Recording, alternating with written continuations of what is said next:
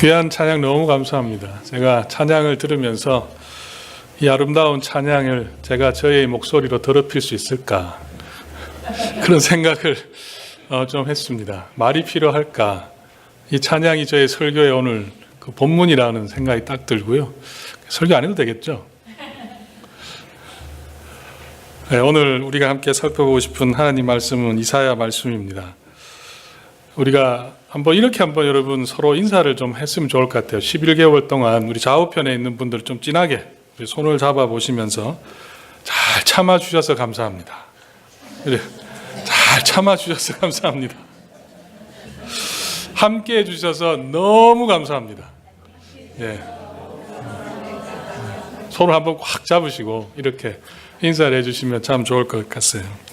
이번 설교의 주제가 즐거운 신앙생활입니다. 즐거운 신앙생활이란 감사가 많은 그런 신앙생활이겠죠. 감사가 많다는 것은 그만큼 삶에 기쁨이 많다는 것이고, 감사와 기쁨이 많은 인생은 즐거울 수밖에 없는 겁니다. 아마 이제 추수감사절인 오늘부터 이제 가족들이 모이는 추수감사 그날 목요일까지 저는 여러분들이 지난 시간을 좀 돌아보는 시간을 가지면 참 좋겠다고 생각합니다. 왜냐하면 영어로 감사, thank you는 어디에서 그 말이 나왔냐면 같은 어원을 쓰고 있어요. think, 생각한다 와 같은 어원을 그 뿌리를 두고 있습니다. 즉 감사라는 것은 자신의 인생을 돌아보는 생각, 또 그 시간 속에서 감사가 나온다는 그런 뜻일 겁니다.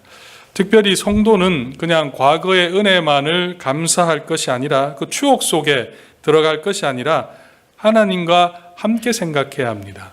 하나님과 함께 생각한다는 것이 묵상입니다. 묵상. 자신의 인생을 하나님 앞에 딱 내려놓고 하나님과 함께 생각하면 그 속에 하나님의 은혜가 눈앞에 나타날 겁니다. 그 은혜를 찾으면 우리는 감사할 수밖에 없다고 저는 믿습니다. 이번 땡스기빙에 많은 분들이 이제 가족 모임을 하실 텐데요. 그 가족 모임에 좀 풍성하게 되기 위해서 제가 아이디어를 드리면, 가족들이 모여 있을 때 그냥 식사만 하지 마시고 올 한 해 하나님이 주신 은혜를 하나하나씩 감사하는 그 시간들을 좀 가져보면 어떨까 생각을 좀 합니다. 그냥 앉아서 식사하고 세대별로 모여서, 우리 아이들은 24시간 성경이 손에서, 이 핸드폰이 성경에서 떨어지지 않잖아요. 아이들하고 같이 하나님의 은혜가 뭔가, 감사의 제목들을 그냥 스포츠, 정치 이런 이야기보다는 참 뜻깊은 그런 감사의 시간이 되면 참 좋을 것 같아요. 제가 또 이번 추수감사절을 생각하면서 혹시 어떤 사정으로 아무도 함께하지 못하는 분들이 있겠다는 생각을 좀 들었습니다.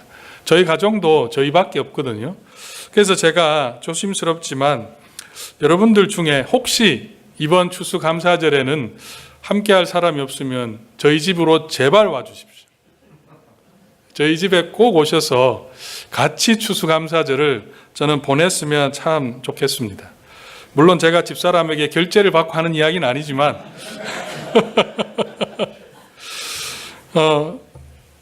제가 잘 설득을 해서 함께 보낼 수 있도록, 아마 제가 생각할 때 집사람이 한 번도 터키를 구워본 적이 없어요. 그래서 아마 터키는 나올 것 같지는 않고 제가 참 소중하게 아껴두었던 이 파파이스 그 쿠폰을 여러분들과 함께 쉐어해서 함께 시간을 보내고 싶습니다. 무엇을 먹느냐보다 중요한 게 뭡니까? 누구와 먹느냐가 중요한 거죠. 터키가 없어도, 파파이스 치킨이 있어도 그곳에서 여러분들과 함께하면 참 좋을 것 같아요. 데드라인은 오늘 오후 2시까지입니다. 2시까지 알려주셔야 제가 쿠폰을 정리를 할 수 있기 때문에 같이 그와 같은 시간들을 보내면, 혼자 계시는 분들, 또 가족들이 없는 분들은 저와 집사람에게 말씀해 주시면 함께 즐거운 시간을 보내기를 원합니다. 이 땡큐라는 말과 이 think라는 말이 같은 뿌리에서 나왔다는 생각을 제가 좀 하다 보니, 여러분도 많이 들으셨겠지만 그 손양원 목사님의 9가지 감사 기도를 다시 한번 제가 보게 되었습니다. 여러분도 많이 들으셨겠는데요. 이 손양원 목사님의 9가지 감사 기도를 제가 그 배경을 먼저 설명을 드리고 한번 읽어 드릴게요. 손양원 목사님께서는 두 아들이 있었죠. 동인과 동선이라는 아들이 있었습니다. 근데 그 아들이 1948년에 여순 반란 사건으로 인해서 안재선이라는 사람에 의해서 두 아들을 잃어버렸습니다. 옛말에 부모는 죽으면 산에 묻고 자식은 죽으면 어디에 묻는다고 합니까? 가슴에 묻는다. 이 말의 뜻은 자식의 죽음은 부모에게 너무나 큰 상처고 결코 잊어지지 않는다는 그런 슬픔을 말하는 단어일 겁니다.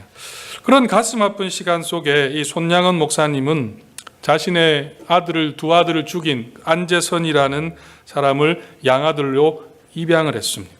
참 대단한 것 같아요. 내 아들을 죽인 그 사람을 볼 때마다 여러분 무슨 생각이 들겠습니까? 근데 그 사람을 아들로 입양을 하고 두 아들의 장례식에서 그가 하나님 앞에 감사기도를 이렇게 드립니다. 나 같은 죄인의 혈통에서 순교의 자식들을 나게 하시니 감사합니다. 허다한 성도 중에서 이런 보배를 나에게 주시니 감사합니다. 삼남 삼녀 중에서 가장 귀한 장남과 차남을 바치게 하시니 감사합니다. 한 아들의 순교도 귀하거늘 하물며 두 아들이 순교할 수 있게 해주셔서 감사합니다.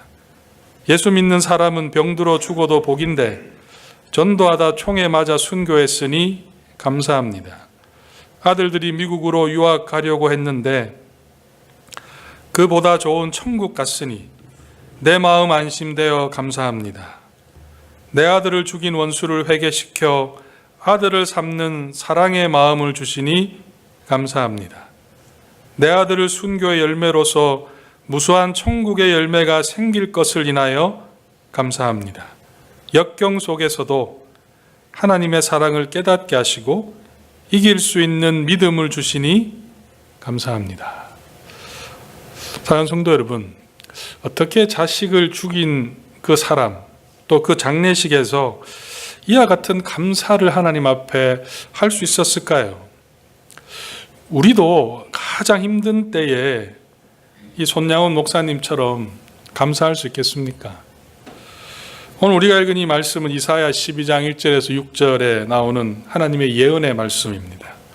지금 이 말씀을 들은 이스라엘 백성들은 절대절명의 그 상황이고, 잠시 그 상황을 돌아가 보면 하나님의 이 백성된 북이스라엘과 유다는 주변 국가들의 그 위협으로 엄청난 고통 가운데 있었습니다. 특히 이 북쪽의 강대국 아수르 제국이 점점 커지면서 그 세력을 넓히기 시작했어요. 북이스라엘이 맞대고 있었기 때문에 이제 위협을 느꼈습니다. 그래서 또 다른 나라 아람과 동맹을 하고 또 남유다에게도 우리와 동맹해서 아수르와 맞서자 제안을 했습니다. 근데 무슨 이유인지는 정확하게 알 수 없지만 유다가 그 제안을 거절했어요. 이 유다왕 아하스는 동맹은 거절했지만 북이스라엘도 자기보다 힘이 세고 아람도 힘이 세고 또 아수르의 위협이 있고 그와 같은 상황 속에 거절은 했지만 그 마음속에는 굉장한 두려움과 떨고 있는 그 상황이었습니다. 그때 선지자 이사야가 아하스 왕을 찾아와서 그들에게 전한 말씀이 오늘 우리가 읽은 이 말씀입니다. 하나님께서 무엇을 예언하고 계시는가 말씀을 한번 돌아가 보시면 1절에 이렇게 기록하고 있죠. 1절에 그날이라는 것은 회복의 때를 말하는 것이고요. 그날에 내가 말하기를, 여기서 내라는 것은 그 유다 또 아하스 왕 그 백성들을 말합니다. 그날에 어떻게 한다고 기록하고 있습니까? 그날에 그들이 말하기를 회복의 때 여호와여 주께서 전에는 내게 노하셨사오나 이제는 주의 진노가 돌아섰고 또 주께서 나를 아니하시리니 내가 주께 감사하겠나이다. 지금 무엇을 그들이 말한다고 기록하고 있습니까? 하나님 앞에 감사한다고 지금 말하고 있습니다. 그날에 회복의 때에 감사하게 될 것을 하나님이 예언했기 때문에 이것은 이루어지는 것이죠. 그렇게 될 것이다고 그들에게 말씀했습니다. 2절에도 보면 2절 우리 한번 같이 읽어볼까요? 시작. 하나님은 나의 구원이시라. 내가 신뢰하고 두려움이 없으리니 주 여호와는 나의 힘이시며 나의 노래시며 나의 구원이심이라. 지금 백성들이 무엇을 하게 될 것을 예언받고 있습니까? 회복되고 나서 하나님을 향한 그 신뢰로 주는 나의 힘이시다, 나의 구원이시다는 그 말을 고백한다는 거예요. 그리고 4절에서 6절을 여러분 말씀을 한번 다 읽기는 시간이 조금 부족해서 한번 쭉 보시면 하나님께서 이런 내용입니다. 너희들의 목마름을 해결해 주겠다. 그래서 너희들이 하나님 앞에 감사와 찬송으로 온 열방 가운데 감사와 찬송을 하게 될 것이다. 고 그들에게 예언하고 있습니다. 이 예언의 말씀을 제가 이렇게 적용해 보겠습니다. 제가 어려운 가운데 있는 분을 찾아가서 하나님의 말씀으로 위로합니다. 그리고 그에게 기도를 해주고 하나님의 말씀을 읽어드리죠. 그리고 제가 이렇게 권면합니다. 너무 걱정하지 마세요. 지금은 많이 힘드시겠지만 하나님께서 그 모든 어려움을 다 물리쳐 주실 것이고 지금 어렵지만 곧 괜찮아질 겁니다. 이렇게 제가 확신에 차서 여러분에게 말씀을 전한다고 칩시다. 그렇다면 여러분 그 말을 과연 믿을 수 있겠습니까? 여러분은 그 말을 믿을 수 있을까요? 아마 위로는 될지는 모르겠지만 그 어려운 순간에 목사나 누군가가 찾아와서 이렇게 말을 하는 경우 여러분 그런 경험이 있을 때 정말 그 말이 그대로 이루어질 것이라는 것을 여러분 믿은 경험이 있습니까? 저는 한번 그런 적이 있어요. 힘든 분에게 찾아가서 제가 위로의 말씀을 전했더니 그분이 하시는 말씀이 목사님 이제 교인들 좀 그만 찾아왔으면 좋겠습니다. 더 이상 위로의 말이 필요 없어요. 그분들이 제 마음을 알기나 합니까? 저는 그런 말을 제가 들어본 적이 있습니다. 이러한 예언의 말을 하나님의 말을 여러분 남유다 아하스 왕은 믿었을까요? 역사의 기록에 분명한 것은 이 아하스와 백성은 그 말을 믿지 않았습니다. 하나님이 예언했음에도 불구하고 그들은 믿지 않았습니다. 남유다의 선택은 오히려 아수르와 힘을 합치는 거였어요. 북이스라엘과 아람을 막기 위해서 아수르에 붙어서 그들에게 조공을 바치고 살아남는 길을 선택했습니다. 그리고 심지어 그 아수르의 비위를 맞추고자 아수르의 그 수도 다메섹에 이 왕이 찾아가서 그들이 섬기는 그 제단을 보고 제사장인 우리야에게 이 제단대로 만들라고 아하스 왕은 명령하기도 했습니다. 그 이유가 무엇인가 하면 아하스 왕이 이 아수르 신을 섬기는 이유가 있어요. 그것은 뭐냐면 아수르가 믿는 그 신이 힘이 있어서 보인다는 거였어요. 그래서 아하스는 더욱 열심히 우상을 제단을 만들고 산당을 만들고 백성들로 하여금 아수르의 신을 섬기도록 했습니다. 왜 우상을 섬겼을까요? 이 예언을 받았는데도 불구하고 그들은 믿지 못했기 때문이에요. 이사야 선지자를 하나님이 보내서 너희들에게 찬송과 기쁨의 때가 있을 것이다 그 예언을 했지만 그 말을 이 왕과 백성은 믿지 못했습니다. 믿었다면 행동은 달라져야 되는 거예요. 선택은 달라져야 했습니다. 우상의 제단을 만들고 리모델링 할 것이 아니라 오히려 성전을 정비하고 산에 있는 많은 산당들을 다 제거해야 했습니다. 하지만 반대로 했죠.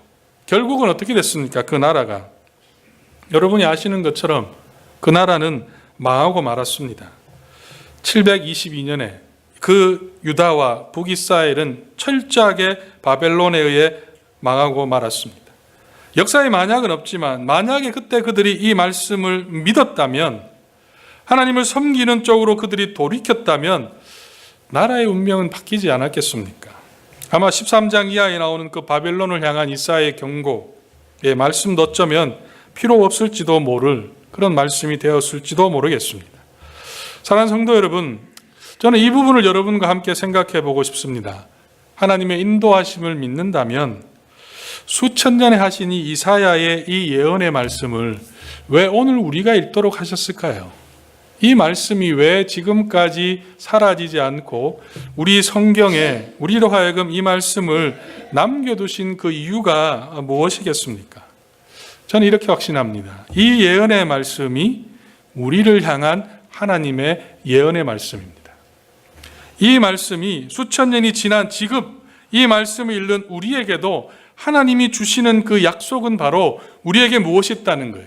찬송의 때가 있을 것이고 기쁨의 때가 있을 것이고 하나님의 위로가 있을 것이고 신뢰를 가지고 기쁨을 주시는 그 하나님을 믿으라는 말씀입니다. 감사할 때가 우리 앞에 놓여 있다는 것을 기억하라는 거예요. 그리고 그때를 보면서 지금의 어려움을 하나님을 신뢰함으로 믿음으로 살아가기를 원하시는 하나님의 뜻이 이 말씀에 있습니다. 이 손양원 목사님의 기도를 여러분 다시 한번 생각해 보십시오.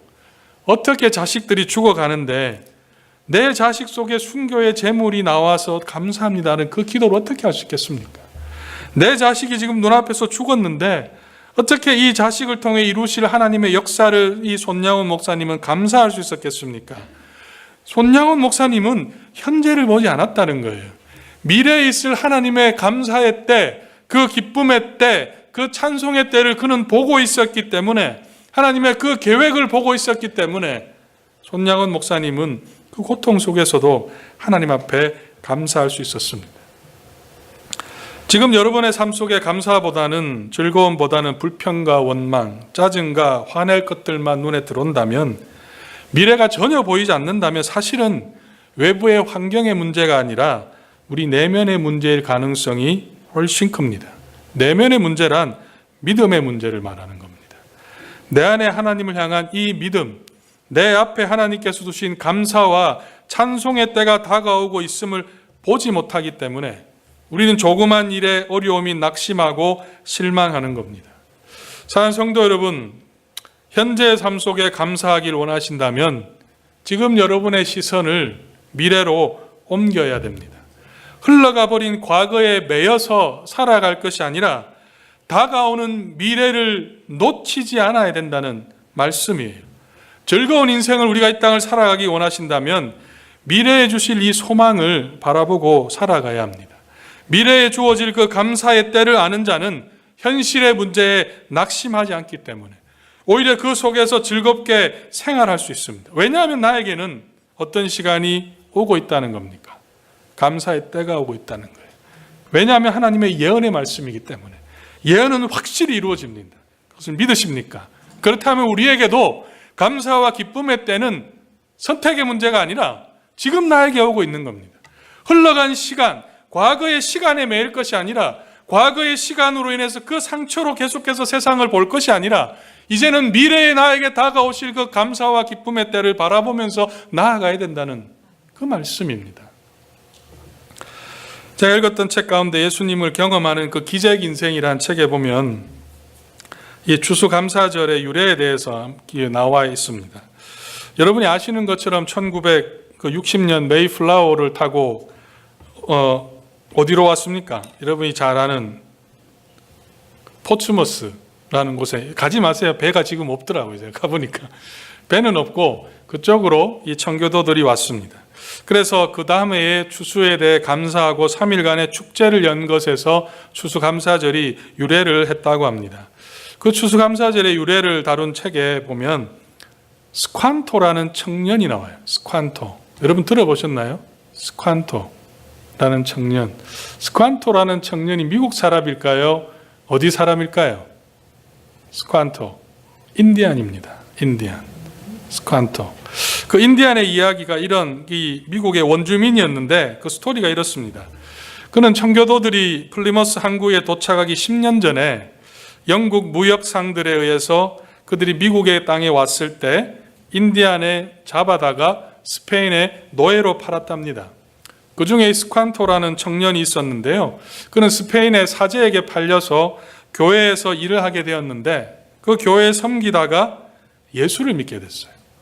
그는 노예로 살아가는 동안 3가지를 매일 기도했답니다. 고향에 돌아가게 해달라는 것, 자기를 잡아간 그 백인들을 원망하지 않고 오히려 그들과 협력하여 고향 땅을 스페인처럼 살기 좋은 땅으로 만들게 해달라고 기도했습니다. 그리고 3번째로 자기 평생에 하나님께 감사하는 인생을 살기를 위해 기도했습니다. 미래를 기도했다는 거죠. 스ኳ토는 마침내 그날에 왔어요. 오늘 읽은 이 말씀의 그날에 그는 고향으로 돌아가기 위해서 신부의 허락을 받았고 영국인 존 슬래니의 집에서 일하다가 그의 도움으로 고향 땅으로 딱 10년 만에 돌아오게 됩니다. 하지만 그가 돌아왔을 때 전염병이 창궐했고 사랑하는 가족들, 친척들은 다 세상을 떠났습니다. 그런 상황 속에서도 그는 이 기도를 하면서 실망하지 않았고 마을을 재건하기 시작했어요. 그가 도착해서 이 마을을 재건하기 노력하는데 청교도가 타고 온 배가 도착한 겁니다. 문제는 뭐냐면 아무도 주변에 영어를 할 수 있는 사람이 한 사람도 없었어요. 누가 있었습니까? 스칸토, 이 청년만이 있었습니다. 그래서 그 청년이 청교도들을 함께 그들과 통역을 하고 그들을 위해서 여러 가지 그 땅에서 살 수 있는 그 길들을 가르쳐 주었답니다. 그 청년의 그 도움에 감사해서 이 청교도들은 1년이 지난 추수 때에 그 인디안들을 초청해서 함께 식사를 하고 칠면조리를 먹으면서 스칸토에게 감사를 표했다고 해요. 그래서 해매년 추수 때가 되면 이런 행사를 가지게 되었고 그것이 지금의 추수감사절이 되었습니다. 그때 기록에 보면 청교도들을 이끌었던 이 브래드포드 목사가 이렇게 기록했어요. 스칸토는 하나님이 우리를 위해 준비해 두신 특별한 존재다. 그는 우리에게 옥수수를 심는 법을 가르쳤고 낚시하는 방법을 가르쳤고 땅을 어떻게 일구어야 하는지 가르쳐 주었다. 그는 죽을 때까지 한순간도 우리 곁을 떠나지 않고 친구가 되었으며 낯선 땅에서 생존하는 데 필요한 모든 것을 가르쳐 주었다. 저는 이 스칸토와 청교도의 만남을 보면서 그 둘의 만남에는 공통점이 있다는 것을 깨닫게 되었습니다. 스칸토도 미래에 있을 하나님의 은혜를 감사했고 청교도들도 신앙의 박해를 떠나서 그 배를 타고 오면서 앞으로 자신 앞에 놓여져 있는 그 상황이 어떤 상황이 될지는 모르겠지만 제가 생각할 때는 그 배 안에서 감사와 찬송이 있었다고 저는 믿습니다. 그 연결이 하나님의 그 선하신 섭리 가운데 10년이라는 그 시간을 통해서 스칸토를 하나님은 예비해 두시고 청교도들이 돌아오는 그때 그들이 만나게 해주시고 함께 이 땅을 살아갈 수 있도록 인도하셨다고 저는 확신합니다. 만약에 스칸토가 노예로 팔려간 자신의 모습에 낙심하고 포기했더라면 어떻게 되었겠습니까? 청교도들이 그 배를 타고 험한 항해의 시간에 낙심하고 포기했더라면 어떻게 됐겠습니까? 청교도들은 미국 정착에 실패할 수 있습니다. 실패했다면 지금의 미국은 또 다른 모습이었을 것이고 그렇다면 저와 여러분들은 미국으로 이민을 선택하지 않았을 가능성이 많습니다. 하나님의 섭리는 우리가 알든 깨닫지 못하든 계속해서 그 믿음의 사람들을 위해서 흘러갑니다. 근데 누가 봅니까?